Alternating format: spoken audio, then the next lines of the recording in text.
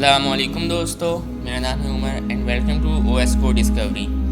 दोस्तों, सूरज जो हमारे सोलर सिस्टम का सेंटर है, ये एक सेकेंड में 3.8 इंटू 10 ट्रिलियन एनर्जी खारिज करता है। अगर हम सूरज के 1 करोड़ हिस्से कर दें और एक हिस्सा हमारे ज़मीन में पहुँचे और फिर इस टुकड़े के भी हम 10 लाख टुकड़े कर दें तो एक टुकड़े में इतनी ज़्यादा एनर्जी होगी जिसे पूरी दुनिया के इंसान 1 साल तक इस्तेमाल कर सकते हैं। जो एनर्जी सूरज 1 सेकेंड में रिलीज़ करता है, इस एनर्जी से हम 3000 लाख बल्ब को अपनी पूरी ज़िंदगी में जला के रख सकते हैं। ज़रा इमेजिन करें हमारा सूरज कितनी एनर्जी खारिज करता है और इसका सिर्फ एक छोटा सा हिस्सा हम इंसानों तक पहुंच रहा है। लेकिन अगर एक सोलर फ्लेयर सीधी हमारी ज़मीन की तरफ आ जाए तो फिर क्या होगा? सूरज के ज़रिए लगाया हुआ एक निशाना पूरी इंसानियत के लिए तबाही का सबब बनेगा। ये सिर्फ इमेजिनेशन ही नहीं बल्कि हाल ही में हमारे साइंसदान ने हमारे सूरज के सरफेस पर कुछ ऐसी चीज़ को ऑब्जर्व किया है। आखिर ये चीज़ क्या है और क्या ये हम इंसानों का खात्मा कर देगी? ये अमेजिंग इंफॉर्मेशन आप जानेंगे इस वीडियो में। लेकिन इससे पहले अगर आपने चैनल को सब्सक्राइब नहीं किया तो सब्सक्राइब करें और इस इंफॉर्मेटिव वीडियो को लाइक करें और दूसरों के साथ शेयर ज़रूर करें। तो आइए वीडियो का बाकायदा आगाज़ करते हैं। दोस्तों, साइंटिस्ट ने हाल ही में बताया है कि AR3038 नाम के एक सन स्पॉट बहुत तेज़ी से बढ़ रहा है और एक दिन में इसका साइज़ डबल हो गया है। 19 से 20 जून के दरमियान में इसका साइज़ डबल हो गया है और अब इसका डायमीटर 31,900 किलोमीटर हो चुका है, जो हमारे ज़मीन से 2.5 गुना बड़ा है। और अब यहाँ सबसे ज़्यादा हैरान कर देने वाली बात यह है कि इस सन स्पॉट का रुख हमारे ज़मीन की तरफ है। अगर इस सन स्पॉट से आग निकलती है तो सीधे हमारी ज़मीन की तरफ आएगी। साइंसदानों के मुताबिक सन स्पॉट सूरज के सरफेस पर ऐसे डार्क रीजन होते हैं जहाँ मैग्नेटिक फील्ड बहुत ज़्यादा होते हैं। इसको हम काले धब्बे भी कह सकते हैं। 1961 में अमेरिकन साइंटिस्ट ने एक थ्योरी पेश की थी जिसके मुताबिक सन स्पॉट मैग्नेटिक फील्ड की वजह से ही बनते हैं। साइंसदानों के मुताबिक इस डार्क रीजन में मैग्नेटिक फील्ड कॉन्स्ट्रैक्ट हो जाती है और फिर नॉर्ड्स की फॉर्मेशन होती है। जब ये नॉर्ड्स अचानक खुलते हैं तो इसमें सोलर फ्लेयर की शक्ल में सबसे ज़्यादा रेडिएशन खारिज होती है और फिर सोलर फ्लेयर जनरेट होते हैं जिसको हम कोरोनल मास इजेक्शन कहते हैं।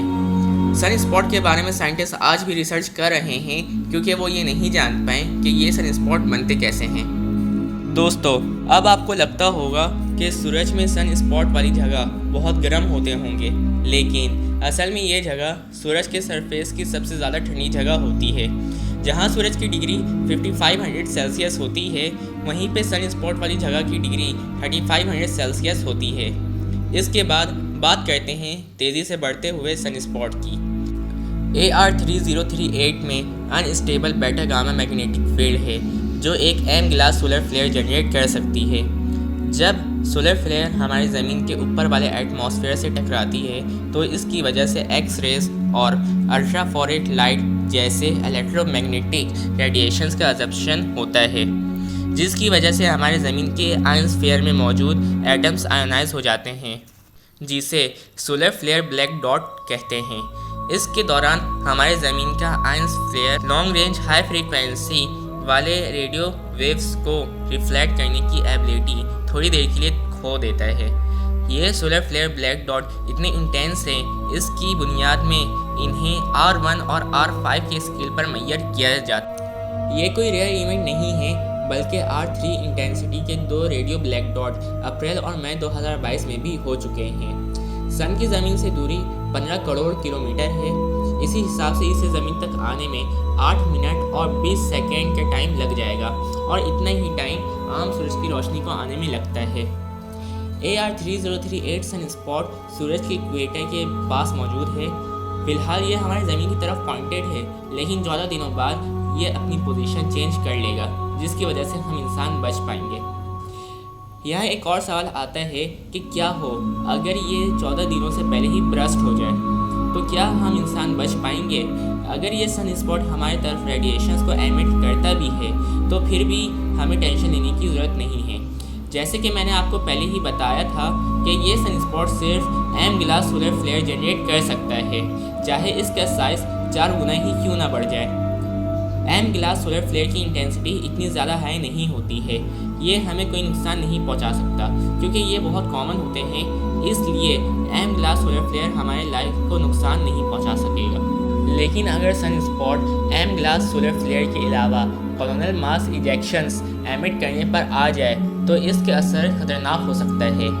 असल में सन स्पॉट से एमिट हुआ सोलर मटेरियल कोरोनल मास इजेक्शंस के फॉर्म में ज़मीन की तरफ आता है, तो इसे यहाँ रोकने के लिए हमारे ज़मीन के मैग्नेटिक फील्ड तैयार रहती है।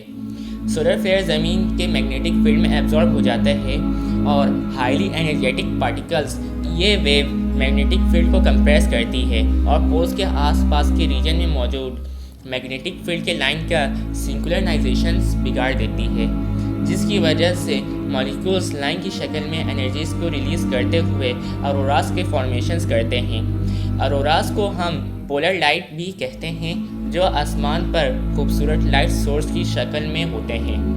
हमारे ज़मीन के अलावा सोलर सिस्टम के ज़्यादातर सैयारे, पोल्स और कमांड पे भी ऑरोरास को ऑब्जर्व किया गया है। यहाँ पर आप सोच रहे होंगे कि ऑरोरास के क्या नुकसानात हैं जो सोलर मटेरियल के एमिट होने पर हो रहे हैं। तो मैं आपको बता दूं कि ऑरोरास के कोई नुकसानात नहीं हैं, लेकिन strong coronal mass ejection geomagnetic को पैदा करते हैं और भी जियोमैग्नेटिक स्टॉर्म्स मैग्नेटिक फील्ड को बहुत ज़्यादा डिस्टर्ब कर सकते हैं।